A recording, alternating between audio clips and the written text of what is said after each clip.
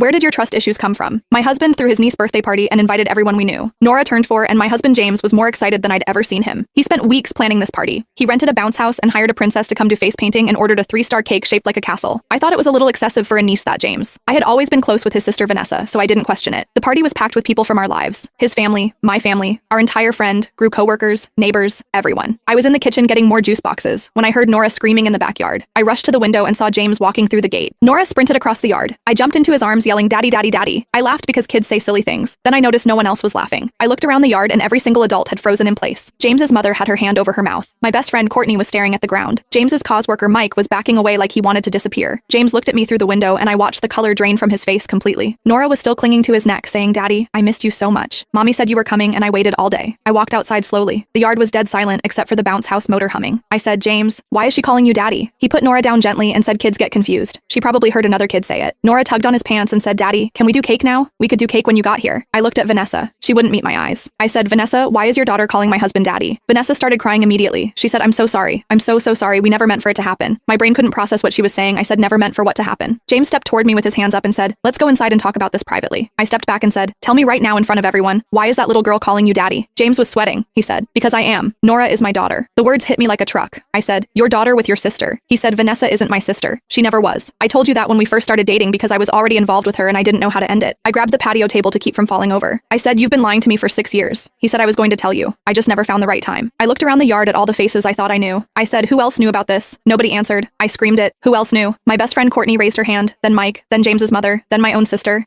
Then one by one, almost every single person in that yard raised their hand. My own mother couldn't look at me. I said, "Mom, you knew?" She said, "I thought you knew too. I thought it was some arrangement." When I realized you didn't know, I didn't want to be the one to destroy your marriage. I started laughing. I couldn't stop everyone I trusted. I had watched me play the fool for 6 years. I said the business trips you were with her. James nodded. I the late nights at the office. He nodded again. I said our anniversary 2 years ago, when you said you had food poisoning and couldn't make dinner. He closed his eyes and said Nora was in the hospital with pneumonia. I had to be there. I said, "You missed our anniversary to be with your other family and I spent the night alone thinking you were sick." He said, "I'm sorry. I know that sounds meaningless right now, but I am sorry." I looked at Nora. She was hiding behind Vanessa's legs, looking scared, this innocent little girl who had no idea she was the center of a lie that had destroyed my entire life. I looked at Vanessa and said, "How could you do this? I bought you baby shower gifts. I babysat her. I helped you pick out preschools." Vanessa said, "I know I wanted to tell you so many times, but James said it would hurt you too much." I said. James said. I turned to him. "You convinced everyone I knew to lie to me for 6 years to protect my feelings." He said I was trying to keep everyone happy. I said everyone except me. I was the only one not in on the joke. I walked over to the cake. 3 tiers castle shape probably cost $300. I picked it up and threw it directly at James. It hit him in the chest and exploded everywhere. Pink crossing in his hair, cake chunks on his shoes. He just stood there. "Doctor, I said I want a divorce and I want everyone here to know that you can all go to hell." I walked out through the side gate and never looked back. The divorce was finalized 3 months later and I haven't spoken to a single person who was at that party since.